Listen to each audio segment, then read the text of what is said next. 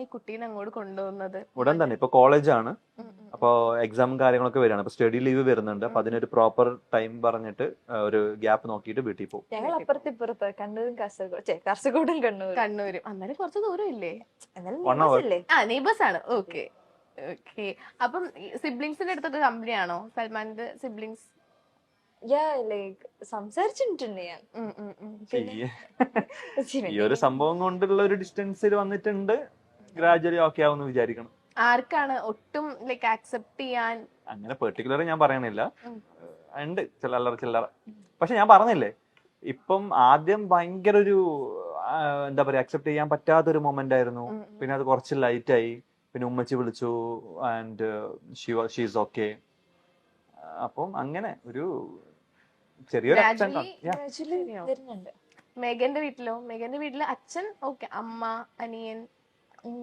അനിയൻ ഈ ഓൾറെഡി അറിയായിരുന്നു എനിക്കിഷ്ടാണെന്ന്. So it was in big news too. പക്ഷെ കല്യാണം കഴിഞ്ഞ ഒരു ന്യൂസ് തന്നെയായിരുന്നു.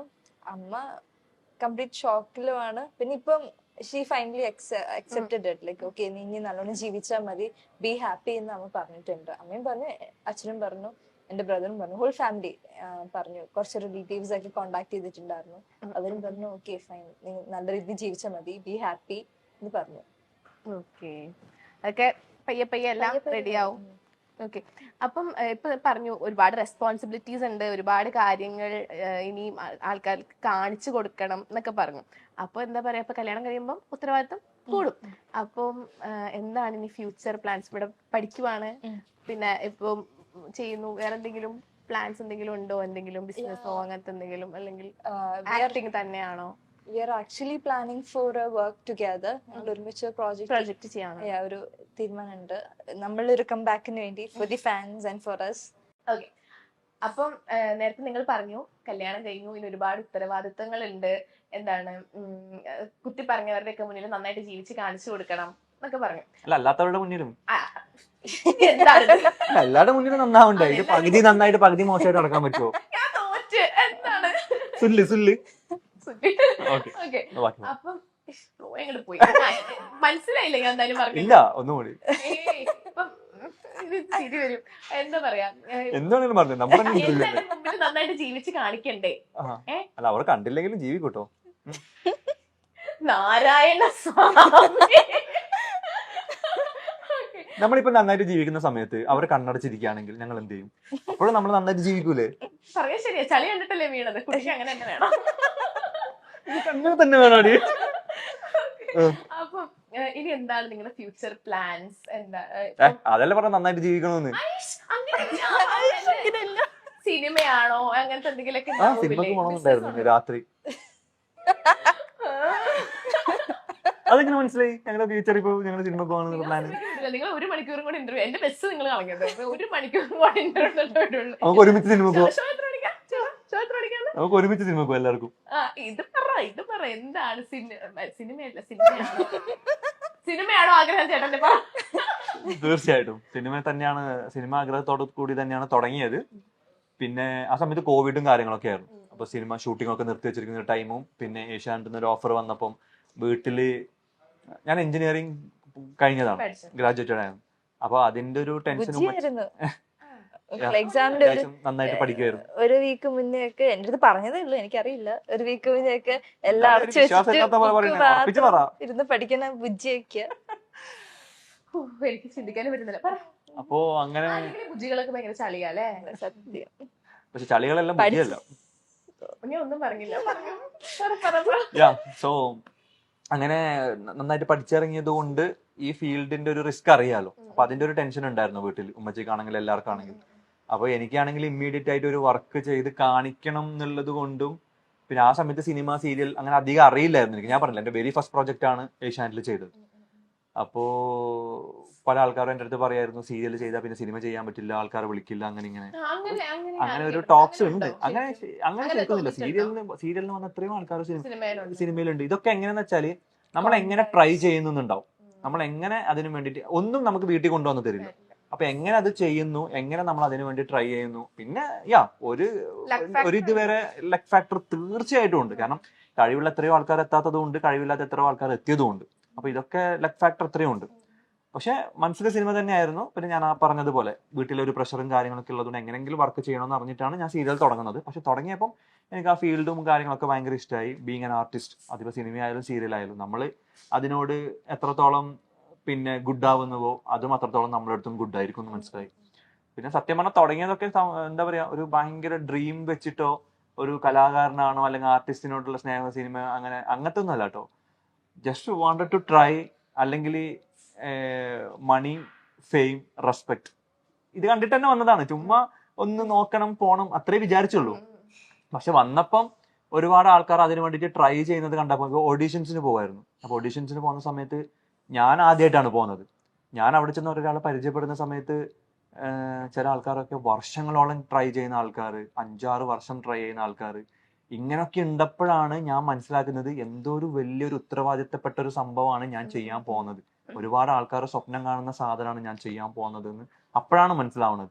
അപ്പോഴാണ് സീരിയസ് ആവുന്നതും ട്രൈ ചെയ്യുന്നതും. പിന്നെ കിട്ടിയപ്പം കമ്മിറ്റ്മെന്റ്സ് ആയി. കാരണം ആദ്യം വിളിച്ച ആള് പിന്നെ വിളിക്കും. കാരണം ആദ്യം ഞാൻ പ്രൊജക്ട് ടീം ഉണ്ടായ ടീമാണ് മിഡിരണ്ടിലേക്ക് എന്നെ വിളിച്ചത്. അപ്പൊ നമുക്ക് അവരുടെ അടുത്ത് നോ പറയാൻ പറ്റില്ല, കാരണം നമ്മളെ കൊണ്ടുവന്ന ആളല്ലേ. ആ ഒരു റെസ്പോൺസിബിലിറ്റി, ആ ഒരു സ്നേഹത്തോടെ നമ്മൾ ചെയ്യും. അപ്പൊ ഇങ്ങനെ ഉത്തരവാദിത്തങ്ങളും നമ്മൾ വന്ന ഒരു വഴി മറക്കരുത് എന്നൊക്കെ വിചാരിച്ച് അതിൽ തന്നെ ആയി. അപ്പൊ അങ്ങനെ അതിൽ തന്നെ ഒരു ചെയിനായി. പിന്നെ ചെയ്തുകൊണ്ട് ഇരിക്കുമ്പോഴാണ് ഞാനത് എൻജോയ് ചെയ്തുകൊണ്ട് പോകുന്നത്. അപ്പൊ അങ്ങനെ പോകുന്നു. അപ്പൊ സിനിമ തന്നെയാണ് മനസ്സിലുള്ളത്. സിനിമ ചെയ്യും, ഇൻഷാ അല്ലാഹ് ചെയ്യണം, ഭയങ്കര ആഗ്രഹമുണ്ട്, നോക്കാം. ഓക്കെ, എന്താണ് അവിടെ എന്താ പരിപാടി? പറയുമ്പോ കേക്കുമായിരുന്നു. പഠിക്കുവാണ്. ഇനി എന്താണ്, സീരിയൽ തന്നെയാണോ, എന്താണ് ഭാവി പരിപാടികൾ? പഠിത്തം കണ്ടിന്യൂ ചെയ്യും, ഡിഗ്രി അത് ആ വഴിക്ക് അങ്ങ് പോവും. പിന്നെ പ്രോജക്റ്റ് വന്ന് ചെയ്യും. ഇനി ഒരുമിച്ച് നമുക്ക് ചെയ്യാൻ പറ്റിയെങ്കിൽ അത്രയും സന്തോഷം. ഒന്ന് ചെയ്യണം അല്ലേ? അതെ, കാരണം ചെയ്യണം. ഞങ്ങൾ പറഞ്ഞല്ലോ, ഞങ്ങൾ കഴിഞ്ഞൊരു പ്രൊജക്ട് ചെയ്തിട്ടുണ്ടെങ്കിലും അതിൽ ലീഡായിരുന്നു, പെയറായിരുന്നില്ല. അപ്പോ ഈ ഒരു നോട്ടം കൊണ്ടും ഒരു പേരായിരുന്നു, പക്ഷെ റൊമാൻറ്റിക് പേരല്ലായിരുന്നു, പക്ഷെ പേരായിരുന്നു. അങ്ങനെ എന്തൊക്കെയോ ആണ്, ഞങ്ങൾക്ക് അത് കംപ്ലീറ്റ് ചെയ്യാൻ പറ്റിയില്ല. അപ്പൊ അത് എന്നിട്ട് പോലും ഇത്രയും അക്സെപ്റ്റൻസും സ്നേഹവും കിട്ടിയിട്ടുണ്ടെങ്കിൽ ഒരു മെയിൻ ലീഡായിട്ട് അല്ലെങ്കിൽ കറക്റ്റ് പെയറായിട്ട് ചെയ്യുമ്പോൾ എങ്ങനെയായിരിക്കും എന്ന് അറിയാൻ ഞങ്ങൾക്കും അത്ര തന്നെ ആഗ്രഹങ്ങളുണ്ട്. അപ്പൊ ഒരുപാട് ആൾക്കാർ ഇപ്പൊ പറയുന്നുണ്ട് ഒന്ന് ഒരുമിച്ച് ചെയ്യോ എന്നൊക്കെ ചോദിക്കുന്നുണ്ട്. തീർച്ചയായിട്ടും അങ്ങനെ ഒരു അവസരം വന്നാൽ ഉറപ്പായിട്ടും ചെയ്യും. ഓക്കെ, അപ്പം ഇപ്പം സൽമാൻ പറഞ്ഞല്ലോ, ഇപ്പൊ കുറെ നാള് കരിയർ ബിൽഡ് ചെയ്യാൻ വേണ്ടിയിട്ട് കുറെ നാള് ഉണ്ടായിരുന്നു. അപ്പം ലൈക്ക് ഏജ് ഒബ്വിയസ്ലി ഒരു കല്യാണപ്രായം കഴിഞ്ഞ ഒരു ടൈം ആയിട്ടുണ്ട്. അപ്പം വീട്ടിൽ നിന്ന് അല്ലെങ്കിൽ നമ്മുടെ നാട്ടുകാർക്കാണെങ്കിൽ എന്താ പറയാ, കുറച്ച് പ്രായം കഴിയുമ്പോൾ കല്യാണം കഴിക്കുന്നില്ലേ എന്നൊരു പ്രശ്നം ഉണ്ടായിരുന്നു. ഞാൻ അങ്ങോട്ടാ ചോദിച്ചത്. എനിക്ക് സമയമുണ്ടല്ലോ, ഞാൻ കുട്ടിയല്ലേ. അപ്പൊ അങ്ങനെ ഒരു പ്രഷർ ഫേസ് ചെയ്തിട്ടുണ്ടായിരുന്നു? തീർച്ചയായിട്ടും. ഒന്നാമത് ഞാൻ പറഞ്ഞല്ലോ, വീട്ടിൽ 5 മക്കളിൽ 5-ാമനാണ് ഞാൻ. 4 ആൾക്കാരും കല്യാണം കഴിഞ്ഞു, ഞാൻ മാത്രമേ ബാക്കിയുള്ളൂ. അപ്പൊ അതിന്റെ ഒരു പ്രഷർ ഒക്കെയും ടെൻഷനൊക്കെ ഉമ്മച്ചിക്ക് ഉണ്ടായിരുന്നു. എസ്പെഷ്യലി ഈ ഫീൽഡിലായതുകൊണ്ട് ഇത് നമ്മളെപ്പോഴും പറയല്ലോ, നമുക്കൊരു ജോബ് സെറ്റ് ആയിട്ട് കല്യാണം കഴിക്കുന്ന കാര്യങ്ങളൊക്കെ. അപ്പൊ എനിക്കും എപ്പോഴും അങ്ങനെ തന്നെ ആഗ്രഹം. സ്വന്തം പൈസ കൊണ്ടാണ് എന്തും ചെയ്യേണ്ടത് എന്നുള്ള ഒരു ഭയങ്കര ഒരു ഈഗോ ഉള്ളിലുള്ള ആളാണ് ഞാൻ. എന്ത് ചെയ്യുമ്പോഴും അത് അങ്ങനെ ഒരു കംപ്ലീറ്റ് ആയിട്ട് അല്ലെങ്കിലും മെയിൻ ആയിട്ട് എന്റെ തന്നെ ആണോന്ന് എനിക്ക് ഭയങ്കര ഉണ്ടായിരുന്നു. ഇപ്പം ഡെഫിനറ്റ്ലി ഇപ്പൊ എന്റെ കല്യാണം ആണെങ്കിൽ ബ്രദേഴ്സ് ഉണ്ട്, വീടുണ്ട്, എല്ലാവരും ഉണ്ട്, എല്ലാവരും ഹെൽപ്പ് ചെയ്യും ചെയ്യൊക്കെ ആയിരിക്കും. പക്ഷെ അതിന്റെ മെജോറിറ്റി എന്റേതായിരിക്കണം എന്ന് എനിക്ക് ഭയങ്കര ആഗ്രഹമുണ്ട്. അപ്പൊ അങ്ങനെ നിൽക്കുന്ന സമയത്ത് ഇങ്ങനെ ഒരു ഫീൽഡിൽ വരുമ്പം ഇതിലെപ്പോഴാണ് സെറ്റ് ആവാന്ന് ആർക്കും അറിയില്ല. ചിലപ്പം ഒരു ഓവർ നൈറ്റ് കൊണ്ട് സക്സസ് ആവും. ചിലപ്പം ഞാൻ മീറ്റ് ചെയ്ത ആൾക്കാരൊക്കെ വർഷങ്ങളോളം ട്രൈ ചെയ്യുന്ന ആൾക്കാരുണ്ട്. പക്ഷെ നമ്മൾ ഓവർ നൈറ്റിൽ സക്സസ് ആയ ആൾക്കാർ നമുക്കറിയാം. അപ്പം നേരത്തെ നമ്മൾ പറഞ്ഞ പോലെ ലക്ക് ഫാക്ടർ ഇതിൽ ഭയങ്കരത്തിൽ ഒരു കീ റോൾ ഉള്ള ഒരു സംഭവമാണ്. അപ്പൊ അതുകൊണ്ട് തന്നെ ഉമ്മച്ചിക്ക് അതിന്റെ ഒരു ടെൻഷൻ ഉണ്ടായിരുന്നു, എപ്പോഴാണ് എങ്ങനെയാണ് എന്നുള്ളതൊക്കെ. പിന്നെ ലവ് ഫെയിലർ ഞാൻ പറഞ്ഞില്ല, ആ ഒരു ബ്രേക്കപ്പ് ആയപ്പോഴേക്കും അല്ല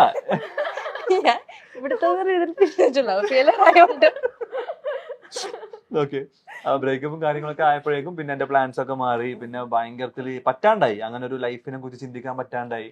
പിന്നെ സിഗ്മയായി, മണി മേക്കിംഗ്, ട്രാവലിംഗ്, ട്രിപ്പിംഗ്, അങ്ങനത്തെ ഒരു വൈബിലേക്കായി. ഇപ്പൊ മേഘ പ്രപ്പോസ് ചെയ്യണതിന് മുന്നേ ഇപ്പൊ വേറെ ലൈക്ക് എന്തെങ്കിലും അറേഞ്ച് മാരേജ് പ്രപ്പോസൽസ് വരികയാണ്, ഫാമിലിക്ക് ഓക്കെ ആണ്, അങ്ങനത്തെ ഒരു കണ്ണുർത്തി കാണിക്കണം കേക്കാണ്, അങ്ങനത്തെ ഒരു പ്രപ്പോസൽ വരുമായിരുന്നെങ്കിൽ അത് നോക്കുമായിരുന്നോ? ഇല്ല, അങ്ങനെ വന്നിട്ടുണ്ടായിരുന്നു. ആക്ച്വലി ഞാൻ ഉമ്മാനോട് പറഞ്ഞതാണ്, ഞാൻ ഇപ്പോഴൊന്നും കല്യാണം കഴിക്കണില്ല എന്നൊക്കെ പറഞ്ഞിട്ട് അടികൂടിയിട്ടുള്ള ഒരു സംഭവങ്ങളൊക്കെ ഉണ്ടായിട്ടുണ്ട്. ഞാൻ സത്യം പറഞ്ഞെങ്കിൽ വീട്ടില് പോകാത്ത സിറ്റുവേഷൻസ് ഒക്കെ ഉണ്ടായിട്ടുണ്ടായിരുന്നു. കാരണം ഉമ്മച്ചി ഫോൺ വിളിച്ചിട്ട് പറയുമ്പോഴാണെങ്കിൽ നോർമൽ ടോക്സ് ഒക്കെ ആയിരിക്കും. സുഖവിവരങ്ങൾ അന്വേഷിച്ച് കഴിഞ്ഞാല് പിന്നെ നൈസായിട്ട് ഉമ്മച്ചി ചോദിക്കും കല്യാണ കാര്യം വരുമ്പോ എന്തെങ്കിലുമൊക്കെ തിരക്കെന്ന് പറഞ്ഞാൽ പിന്നെ വിളിക്കാന്ന് പറഞ്ഞ് വെക്കും. പക്ഷെ വീട്ടിൽ പോയി കഴിഞ്ഞാൽ ഫേസ് ടു ഫേസ് സംസാരിക്കുമ്പോൾ ഇറങ്ങി ഓടാൻ പറ്റില്ലല്ലോ, സ്വന്തം വീടല്ലേ. അപ്പോ ഇങ്ങനത്തെ ഒരു ടോക്സ് വരുന്നോണ്ട് ഞാൻ വീട്ടിൽ പോക്ക് ഭയങ്കര റയർ ആയിട്ടുണ്ടായിരുന്നു. ജസ്റ്റ് പോകും, ഉമ്മച്ചിനെ കാണുന്നു, ഒരു ദിവസം 2 ദിവസം ഉമ്മച്ചിനെ കൂടെ നിന്ന് ചില്ലേരും, ഉമ്മച്ചിനെ ഒന്ന് പുറത്ത് കൊണ്ട് ഉമ്മച്ചിന്റെ ഫുഡ് അടിച്ചിട്ട് അപ്പൊ തന്നെ പോകും. അങ്ങനെ കാരണം ഒരു 2 ദിവസത്തിൽ കൂടുതൽ നിന്നിട്ട് പിന്നെയുള്ള ടോക്സ് പിന്നെ ഇതായിരിക്കും. അപ്പൊ പിന്നെ ഉമ്മച്ചിന്റെ അടുത്ത് വെറുതെ അങ്ങോട്ടും ഇങ്ങോട്ടും സംസാരം പറഞ്ഞ് എന്തെങ്കിലുമൊക്കെ അലമ്പാകുന്നതിന് മുമ്പേ നല്ലൊരു ഹാപ്പി എൻഡിങ് ആയിട്ട് വീട്ടിൽ നിന്ന് ഇറങ്ങും. അങ്ങനെയൊക്കെ ഉണ്ടായിട്ടുണ്ട്. ഓക്കെ, നമ്മളിപ്പോ ഒരുപാട് വിശേഷങ്ങളൊക്കെ പറഞ്ഞു, ഒത്തിരി കാര്യങ്ങൾ പറഞ്ഞു. കുറച്ച് ലെങ്തി ഇന്റർവ്യൂ എന്ന് തോന്നുന്നുണ്ട്, എന്നാലും കുഴപ്പമില്ല. പക്ഷെ ഒരുപാട് നിങ്ങളെ പറ്റി ഒരുപാട് കാര്യങ്ങൾ അറിയാനൊക്കെ പറ്റി. ഇപ്പൊ പുതിയ നവദമ്പതികളാണ്. അപ്പൊ നിങ്ങളുടെ പേരൻസ് ഇത് ചിലപ്പോൾ ഈ വീഡിയോ കാണുമായിരിക്കും, പിന്നെ നിങ്ങൾക്ക് ഇതിന്റെ നെഗറ്റീവ് കമന്റ്സ് ഇട്ടവർ ഈ വീഡിയോ കാണുമായിരിക്കും. അപ്പൊ അവരോടൊക്കെ നിങ്ങൾക്ക് എന്താ പറയുള്ളത്? ഇവിടെ നോക്കി പറഞ്ഞു. What is this man? ഞാൻ ചൂസ് ചെയ്ത ആള് ശരിയാണെന്ന് നിങ്ങൾക്ക് ഒരു ദിവസം മനസ്സിലാവുന്ന ദിവസം എന്താണ് അന്ന് ഞങ്ങളടുത്ത് ടൈം സ്പെൻഡ് ചെയ്യണം, സംസാരിക്കാനുണ്ട്. എന്നാലും അങ്ങനെ ബാക്കി അതുപോലെ തന്നെ എനിക്കും പറയാനുള്ളത്, ഞങ്ങള് ഡിസൈഡ് ചെയ്തു, ഞങ്ങൾ ഒരുമിച്ചായി. അപ്പോ എന്ത് പറഞ്ഞാലും നിങ്ങളില്ലാത്തത് ഒരു ഇൻകംപ്ലീറ്റ് തന്നെയാണ്. Family is family. അപ്പൊ നിങ്ങള് ഇപ്പൊ ഓക്കെ ആയിട്ടുണ്ട്. ഞാനിത് പറയുമ്പോ ഭയങ്കര സീരിയസ് ആയിട്ട് ഫാമിലി ഒന്നും ഇല്ലേന്നൊന്നും ചിന്തിക്കരുത്. എല്ലാവരും ഉണ്ട്, എല്ലാവരും കൂടെ ഉണ്ട്. എന്നാലും ഒന്നും കൂടി എന്താ പറയാ, ഒന്നും കൂടി ഇൻവോൾവ് ആയിട്ട് കിട്ടിയാല് ഭയങ്കര അടിപൊളിയായിരിക്കും. നിങ്ങൾ ഇപ്പൊ ഉള്ളതിനേക്കാളും കൂടുതൽ സ്നേഹം തന്നിട്ട് കൂടെ ഉണ്ടെങ്കിൽ ഇനിയും അടിപൊളിയായിരിക്കും. പിന്നെ നെഗറ്റീവ് കമന്റ് പറയുന്ന ആൾക്കാർക്ക് പ്രത്യേകിച്ചൊന്നും പറയാനില്ല. നമുക്ക് പറഞ്ഞു പ്രൂവ് ചെയ്യാൻ പറ്റില്ല. Show you guys. അപ്പം ഒരുപാട് വിശേഷങ്ങളൊക്കെ പറഞ്ഞു, എല്ലാ കാര്യങ്ങളൊക്കെ പറഞ്ഞു. എങ്ങനെ ഉണ്ടായിരുന്നു ഇന്റർവ്യൂ? ഞാൻ ബോർ അടിപ്പിച്ചോ? നിങ്ങൾ രണ്ടുപേരും കൂടെ ഉള്ള ആദ്യത്തെ ഇന്റർവ്യൂ അല്ലേ? സത്യം പറ, എന്താണ്? ഞങ്ങള് കൊള്ളായിരുന്നു പതിവ് പോലെ. എന്റെ പെർഫോമൻസ് ഞങ്ങൾ കൊള്ളായിരുന്നു. പിന്നെ ഒപ്പിച്ച് ഭയങ്കര വലിയ കുഴപ്പമുണ്ടായിരുന്നില്ലേ? നമ്മളെ അത്രയൊന്നും ആയില്ല, എന്നാലും പാവല്ലേ, ജീവിച്ചു പോട്ടെ. ഇനിയിപ്പോ നല്ലത് പറഞ്ഞാൽ മാത്രമേ 2 ബസ്സാണ് പോയത്, അതൊക്കെ നിങ്ങൾ മനസ്സിലാക്കണം. ഇനിയിപ്പോ നല്ലത് പറഞ്ഞാൽ മാത്രം അത് സത്യാവുന്നുണ്ടോ? അടിപൊളിയായിരുന്നു, പൊളിയായിരുന്നു, സൂപ്പർ ആയിരുന്നു. ഞങ്ങളെ കൊണ്ട് നിർബന്ധിച്ച് പറയിപ്പിച്ചാണ് ഗൈസ്. എന്താണ് കൊച്ചി ഭാഷയൊക്കെ കൊച്ചിയിലൊക്കെ ഞാൻ ഫുൾ മിക്സ്ഡ് ആണ്. കേരളത്തിൽ അങ്ങോളം ഇങ്ങോളം ഞാൻ മിക്സ് ചെയ്ത് സംസാരിക്കും. കാസർഗോഡത്തെ ഞാൻ ട്രിവാൻഡ്രത്ത് വന്ന് താമസിക്കുമ്പോ ട്രാവൽ ചെയ്യുമ്പോ ആ കാറ്റടിക്കൂലേ. കാസർഗോഡ് ഭാഷ ഒന്ന് കേൾക്കണം. നിങ്ങൾ രണ്ടാളും കാസർഗോഡില് ഒന്ന് പ്രപ്പോസ് ചെയ്യും. ഇത് കാസർഗോഡിലും ഇത് കണ്ണൂരിലും. എനിക്ക് കണ്ണൂര് വരില്ല, എനിക്ക് മലയാളിക്ക് പറയാൻ അറിയില്ല. മലയാളി അല്ലേ? മലയാളിയാണ്. ബംഗാളിയാ. വീട്ടിലോടല്ലോടോ നീ പറഞ്ഞ. അതായത് കാസർഗോഡ് ഭാഷയിലും എന്തെങ്കിലും പറ. അപ്പല്ലേ കാര്യങ്ങളിൽ ഇത്രയെല്ലാം ആയിണ്. നാട്ടില് മൊത്തം അറിഞ്ഞിട്ടുണ്ട്. നമ്മളെ കല്യാണം കാര്യങ്ങളൊക്കെ മൊത്തം ലീക്ക് ആയിട്ടുണ്ട്. നിനക്ക് ഓക്കെ അല്ലേ? പ്രശ്നമൊന്നുമില്ലല്ലോ? ഫുള്ള് മജ തന്നെ അല്ലേ? അപ്പൊ ഇനിയിപ്പോ നമ്മ കിട്ടി, ഇനി മജാക്കൽ തന്നെ, ഇനി അടിപൊളിയാക്കൽ തന്നെ. നല്ല പഠിക്കണോ, നമ്മൾ നല്ല പണിയെടുക്കണോ, മജാക്കണോ, പൊളിക്കണോ, എല്ലാവർക്കും നമ്മ കാണിച്ചു കൊടുക്കണേ. ഓക്കെ, അടിച്ചു പൊളിച്ച് ജീവിച്ച് കാണിച്ചു കൊടുക്കണം. ഓക്കെ അല്ലേ? പൊളിയല്ലേ? കട്ടക്കില്ലേ? മജയല്ലേ? ഏത് മൂഡ് അപ്പം എന്താ പറയാ, ഇത്രയും ടൈം ഞങ്ങൾക്ക് വേണ്ടി സ്പെൻഡ് ചെയ്തതിന് ഒരുപാട് നന്ദി. Thank you so much. നിങ്ങൾ ആഗ്രഹിച്ച പോലെ എന്താ പറയാ, നല്ലൊരു പ്രൊജക്ട് ഒരുമിച്ച് ചെയ്യാൻ പറ്റട്ടെ. നല്ലൊരു ആങ്കറിനെ കൂടിയിട്ടുള്ള ഒരു ഇന്റർവ്യൂ ഉടനെ വരട്ടെ. ഇത്രയും നേരം ഞങ്ങള് സഹിച്ചത്. അതെ അതിന് എനിക്ക് എന്തെങ്കിലും തന്നേ പറ്റുള്ളൂ. ഭാഗ്യമായിട്ട് കണ്ടാ മതി. തരട്ടെ? അതാണ് അവളെ പറയാൻ ഉദ്ദേശിച്ചത്. മേഘ ഇനി ഉമ്മച്ചിക്കുട്ടിയാകുമോ എന്നാണ് പലരും ചോദിക്കുന്നത്. അമ്മായിയമ്മയുടെ ദേഷ്യമൊക്കെ മാറി തുടങ്ങിയെന്നും പലരും പറയുന്നുണ്ട്. കാരണം സൽമാൻ തന്നെ ഇന്റർവ്യൂസിലൊക്കെ പറഞ്ഞിട്ടുണ്ടായിരുന്നു, ഇനി മേഘയോട് അല്ലെങ്കിൽ തന്നോടുള്ള ദേഷ്യമൊക്കെ അമ്മയ്ക്ക് മാറി തുടങ്ങി, ഉമ്മ മെസ്സേജ് അയച്ചു, വിളിച്ചു എന്നൊക്കെ. ടെലിവിഷൻ പ്രേക്ഷകരുടെ പ്രിയപ്പെട്ട പരമ്പരകളിൽ ഒന്നായിരുന്നു മിഴി രണ്ടിലും. സഞ്ജു ലച്ചു ജോഡികളുടെ കെമിസ്ട്രി മികച്ചതായിരുന്നു എന്ന് ആരാധകരെല്ലാവരും ഒരുപോലെ പറയാറുമുണ്ട്. ഇവരുടെ പേരിൽ ഫാൻസ് പേജുകളും സജീവമായിരുന്നു. സ്ക്രീനിലെ മികച്ച കെമിസ്ട്രി ഇരുവരും ജീവിതത്തിലേക്ക് പകർത്തിയിരിക്കുകയാണ്. ജീവിതത്തിൽ ഒന്നിച്ച വിശേഷം കഴിഞ്ഞ ദിവസമാണ് ഇരുവരും പങ്കുവച്ചത്. ഇവരൊന്നിച്ചെങ്കിൽ എന്നാഗ്രഹിച്ചവരെ സംബന്ധിച്ച് വലിയ സന്തോഷമാണിത്. എന്നാൽ ഇത്ര ചെറുപ്രായത്തിലെ മേഘയ്ക്ക് ഇത് വേണമായിരുന്നു എന്ന് ചോദിക്കുന്നവരുമുണ്ട്. വീട്ടുകാരുടെ ആശീർവാദത്തോടെയായിരുന്നു വിവാഹം എന്ന് ചോദിച്ചവരുമുണ്ട്.